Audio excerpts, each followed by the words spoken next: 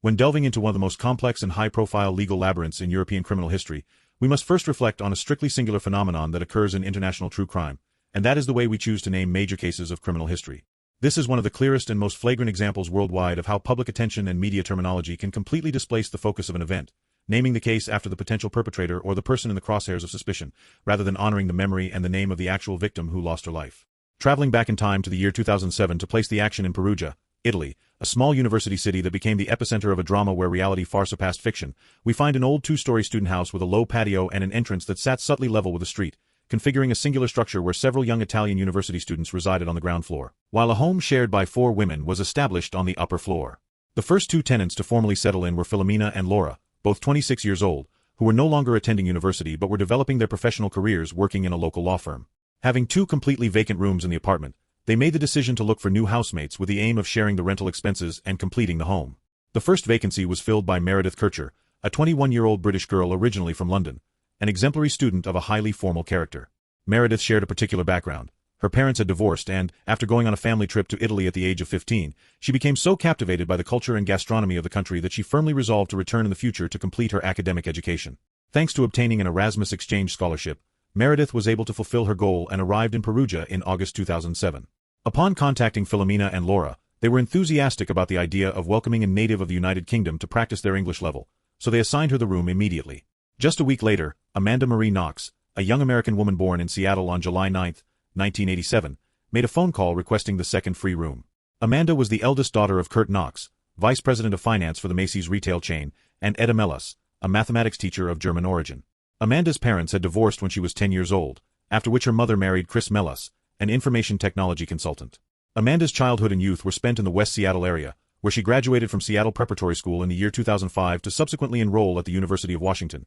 where she spoke some Japanese from having traveled to Japan, mastered her mother's German, and studied linguistics, choosing Italian as her second language. Just like Meredith, Amanda had traveled to Italy at the age of 15 on a holiday with her family before her parents' separation, touring cities like Rome, Pisa, Pompeii, and the Amalfi Coast. After becoming fascinated by the country and reading the book Under the Tuscan Sun given to her by her mother, she set the goal of studying on Italian territory. Since her family did not possess boundless wealth but did have the necessary resources to pay for a quality education, Amanda balanced her higher studies by working 3 simultaneous jobs doing whatever she could to save enough capital to supplement a university scholarship for studies abroad. Although her initial plan consisted of moving to the capital, Rome, for the great nightlife and leisure, high rental prices forced her to look for a more economical destination, finally opting for the University for Foreigners of Perugia, arriving at the flat on Via della Pergola at the end of August 2007, about 2 weeks after Meredith did. The daily coexistence between both English-speaking students made it clear that they possessed diametrically opposed personalities, being categorized by those who knew them as night and day. Meredith distinguished herself as a sophisticated,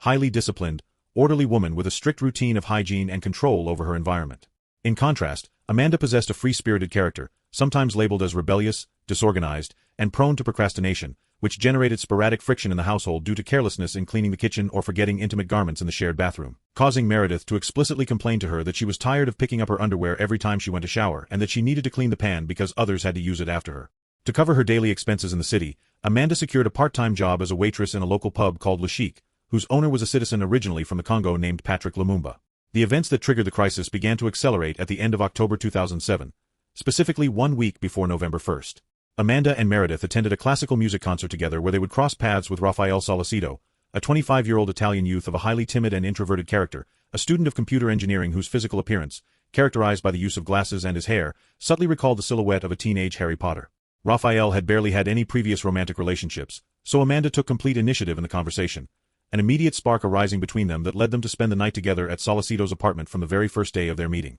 During the week after meeting, the couple became completely inseparable, and Amanda spent almost the entirety of her free time at her boyfriend's home as soon as she left the university, visiting the surroundings of the city and partly neglecting the chores of the shared flat. The day of November 1, 2007, a festive day corresponding to All Saints' Day, marked the definitive turning point in the chronology of events. According to the testimony invariably maintained by Amanda Knox, that afternoon she went to the home of Raffaele Sollecito, where they remained together resting and watching the French cinematic movie Amélie. During that same afternoon, Amanda received a text message from her employer, Patrick Lumumba, in which he notified her that due to the low influx of customers expected for that festive night, her presence at the pub was not necessary, formally granting her the night off, which allowed her to stay placidly with Raffaele. The couple spent the entire night together at Sollecito's apartment, and it was not until the morning of Friday, November 2nd, when Amanda decided to return to the shared house on Via della Pergola with the purpose of changing clothes and showering. Upon approaching the property, Amanda noticed the first disconcerting sign. The main exterior access door was completely wide open. Dealing with an old building whose locks and windows failed regularly,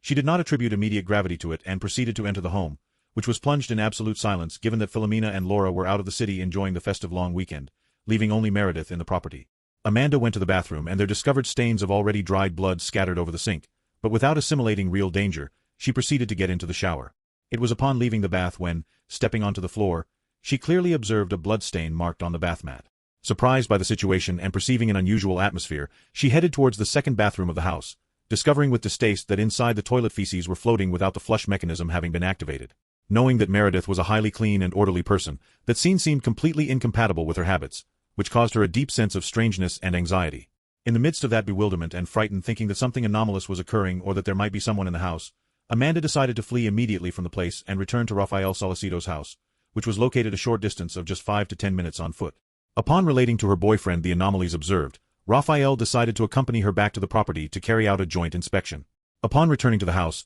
they noticed that the door to Meredith Kercher's bedroom was completely locked and did not respond to calls, and in a parallel fashion, they discovered that Philomena's room was totally ransacked, with all her belongings scattered but without any object of value missing, highlighting that the glass of the exterior window was completely broken as if someone had burst in from the exterior patio. Faced with the gravity of the scene and the shared suspicion of a violent robbery, they attempted to force Meredith's entrance without success, at which point Laura returned to the house accompanied by her boyfriend, who in a blunt manner insisted that it was imperative to alert the authorities immediately due to the presence of blood and the destroyed window. Raffaele Sollecito made the emergency telephone call requesting the presence of the security forces, but barely a minute after hanging up the communication, a patrol of the Italian postal police turned up by chance in the patio of the house. The officers did not come because of the call just made, but presented themselves at the place because they had located personal mobile phones belonging precisely to Meredith Kercher thrown in a nearby garden, which led them to track the owner's address. Given the insistence of the youths due to the hermeticism of the closed room, the police officers proceeded to kick open the door to Meredith's bedroom, discovering on the floor of the room the lifeless body of the young British woman, covered almost entirely by a bloody duvet. The autopsy and subsequent forensic analysis determined that the victim had been the object of a sexual assault, beaten with malice in various parts of the body, and finally murdered through multiple white weapon wounds in the neck area that caused a hypovolemic shock from violent bleeding. The management of the crime scene by the local authorities of Perugia was plagued with serious deficiencies from the very first moments. While the house filled with investigators, forensic experts, and coroner staff, Amanda and Raffaele waited outside the property behind a police security cordon, exposed to the stares and cameras of the media outlets that were beginning to encircle the area. Instead of manifesting a disconsolate weeping or an attitude of hysterical panic that would fit the behavioral standards expected by detectives, the two youths reacted in a manner that the police catalogued as cold, cynical, and inappropriate for the gravity of the circumstances. They embraced each other affectionately, caressed each other's faces, swayed mutually, and gave each other small kisses on the lips to comfort themselves in the shock situation. This behavioral conduct became the immediate trigger that fixed the suspicions of the police headquarters on them, prematurely discarding any other classic line of investigation. At the forefront of the case instruction stood Prosecutor Mignini, a magistrate of firm conservative and fundamentalist Catholic convictions, who dragged a marked tendency to interpret crimes in his jurisdiction under theories of esoteric conspiracies, Masonic rites, and satanic cults. Mignini, basing himself on the reports of the couple's behavior and on a preliminary analysis of Philomena's broken window, ruled in a rushed manner that the robbery was a clumsy simulation carried out from inside the flat, arguing that the broken glass was deposited on top of the clothes and objects already disordered, which in his view proved that the disorder was caused before breaking the glass. From that premise, the prosecutor developed a criminal hypothesis according to which Meredith Kercher had been murdered in the course of a satanic sexual rite and an orgy of violent overtones that had spun out of control, placing Amanda Knox in the role of instigator and main manipulative mind of the crime. The local and international media outlets, especially the British tabloids, ferociously fed this narrative of gruesome overtones, coining the pseudonym Foxy Knoxy for Amanda and portraying her as a cold, promiscuous, and Machiavellian femme fatale, completely destroying her presumption of innocence years before the formal trial was held. Police pressure on the couple intensified drastically, resulting in a marathon interrogation of more than 50 hours between November 2nd and 5th, carried out in the premises of the Perugia police station. During these sessions, which flagrantly violated fundamental procedural guarantees, Amanda Knox was subjected to suffocating psychological coercion, deprived of sleep, without the mandatory assistance of a defense attorney, and without the aid of a qualified linguistic interpreter to correctly translate her statements from Italian to English. The police officers went as far as delivering light blows to her head to force her to declare and deliberately lied to her, affirming that they possessed conclusive DNA evidence against her and that her boyfriend Raffaele had left her without an alibi by asserting that she had been absent from his apartment during the hours the crime was perpetrated. Exhausted, in a state of mental dissociation and absolute shock from the pressure, Amanda ended up signing a statement in which she affirmed having hazy memories of having been present in the house during the night of the crime, covering her ears so as not to hear Meredith's screams, directly incriminating her boss Patrick Lumumba as the material author of the murder. Lumumba was detained immediately with a large media display, But the accusation collapsed completely within 2 weeks upon being irrefutably proven his total innocence thanks to the testimony of a Swiss university professor who certified having been consuming at the bar Le Chic and conversing with the owner during the entire night of the murder. Despite the immediate release of Lumumba, the prosecution maintained Amanda Knox and Raffaele Sollecito in preventive detention at the Capin Penitentiary Center. While the authorities placed her in the crosshairs wanting to close the case at all costs and considering life imprisonment under the theory of the satanic group plot, the true scientific evidence collected at the crime scene pointed in a radically opposite direction. In Meredith Kercher's bedroom, on the victim's belongings and on the body itself, bloody fingerprints, fluid biological samples, and footprints were found belonging to Rudy Guede, a 20-year-old youth originally from the Ivory Coast. Guede was an individual known to the local police for frequenting the Perugia nightlife scenes, committing small thefts in houses, and having been previously arrested inside a school carrying a white weapon. After the crime, Guede fled Italy by train bound for Germany, where he was located and detained weeks later thanks to the tracking of his conversations on the social network Facebook with a friend, in which he admitted having been in the Via della Pergola house on the night of the murder. Guede was extradited to Italy and requested to avail himself of a summary trial or fast-track procedure. During his process, he admitted having maintained sexual relations with Meredith Kercher, but alleged that he was using the bathroom suffering from a severe stomach ailment when he heard the victim's screams, affirming that upon leaving he attempted to help her and saw a female figure similar to Amanda Knox flee the place together with a man. Rudy Guede was condemned in the first instance to a sentence of 30 years in prison for the murder and sexual assault of Meredith Kercher, a sentence that subsequently the Court of Appeal reduced to 16 years of prison due to the benefits of the summary trial. Instead of shelving the cause against the university students after the capture of the true material author, Prosecutor Mignini modified his thesis arguing that Rudy Guede was the third element that adjoined the violent orgy planned by Amanda and Raffaele. The first formal trial against the couple commenced in the year 2009 in the court of Perugia. The prosecution articulated its entire accusation on 2 alleged biological scientific evidences: a large kitchen knife seized at the home of Raffaele Sollecito that allegedly presented microscopic traces of Amanda Knox's DNA on the handle and of Meredith Kercher's on the tip of the blade, and a metallic clasp belonging to the victim's bloody bra that allegedly contained epithelial cells and DNA remnants belonging to Sollecito. The technical defense teams demonstrated in a blunt manner that both pieces of evidence lacked the slightest forensic validity due to a massive biological contamination of the environment. The clasp of Meredith's bra had remained forgotten on the floor of the room, covered by debris, for a period of 46 days before being collected by the experts, who manipulated it using dirty gloves, passing it from one to another and dragging it across the floor, propitiating a flagrant environmental genetic transfer. Regarding the kitchen knife, independent analyses demonstrated that the alleged biological sample was so tiny that it was technically impossible to carry out a verification countertest and that, furthermore, the morphology and dimensions of the blade bore no correlation whatsoever with the slitting wounds imprinted on Meredith Kercher's neck. Despite the absolute scientific inconsistency and the non-existence of a rational motive, the popular jury, influenced by confirmation bias and the journalistic lynching, handed down a sentence in December 2009, condemning Amanda Knox to a sentence of 26 years in prison and Raffaele Sollecito to 25 years. The reading of the verdict, which caused Amanda's emotional collapse in the middle of the courtroom, caused deep international consternation and motivated forensic experts from the United States to openly denounce the incompetence of the Perugia judicial system.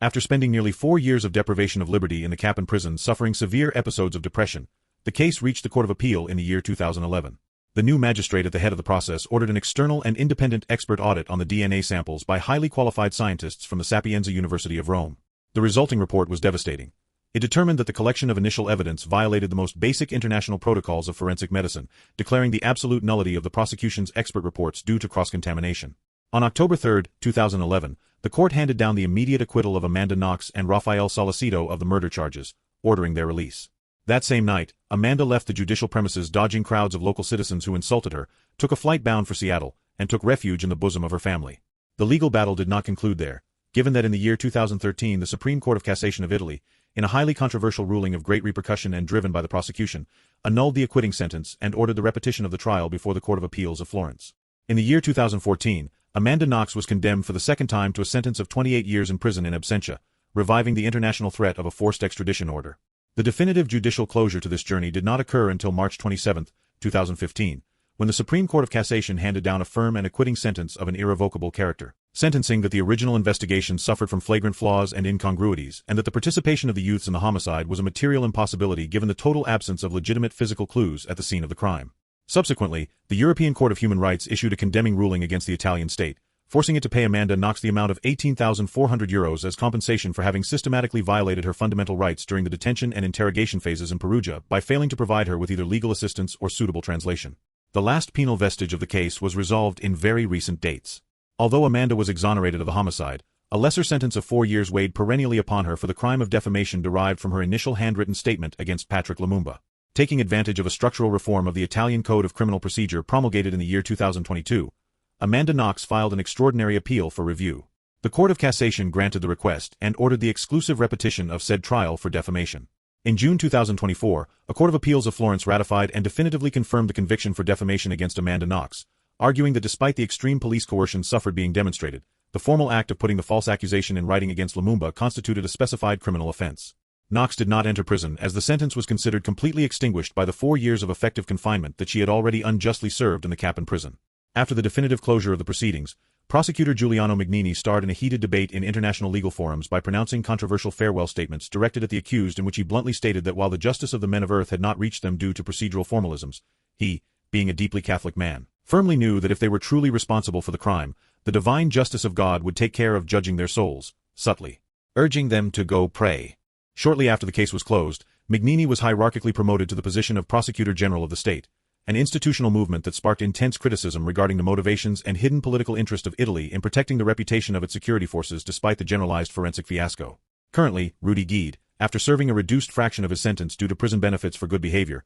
obtained conditional and definitive freedom at the end of the year 2021. As a strictly singular and surreal twist of this human drama, the 3 individuals involved in the focus of the accusation ended up writing and publishing an autobiographical book each in order to expose the case from their own personal perspective. Rudy Guede published a volume with the object of mitigating the weight of his criminal responsibility. Raffaele Sollecito edited a work detailing the ins and outs of the forensic and computer ordeal that cut short his youth, and Amanda Knox published a book of enormous editorial success on an international scale titled in its original language Waiting to be Heard, employing the profits from the copyright to rebuild her existence in Seattle. In the present time, Amanda Knox resides in the United States, works as a crime writer, is a mother of 2 children, and exercises a highly active role as a social activist collaborating closely with the non-profit organization Innocence Project, dedicated to the legal defense and exoneration of people who have been wrongly convicted by flagrant failures of judicial systems around the world. Thank you very much for joining me in this deep, rigorous, and respectful analysis on our channel. If you value investigative journalism that seeks the truth behind great mysteries and want us to keep giving a powerful voice to the stories that deserve to be told with justice, do not forget to show your support. Subscribe so you do not miss any of our investigations, leave your like on this video, and share it on your social networks so that this story reaches more people. Remember to activate the notification bell to stay up to date with our upcoming releases. I am John Crime, and we will see each other very soon in the next story of Deep Human Darkness. Stay safe and see you soon.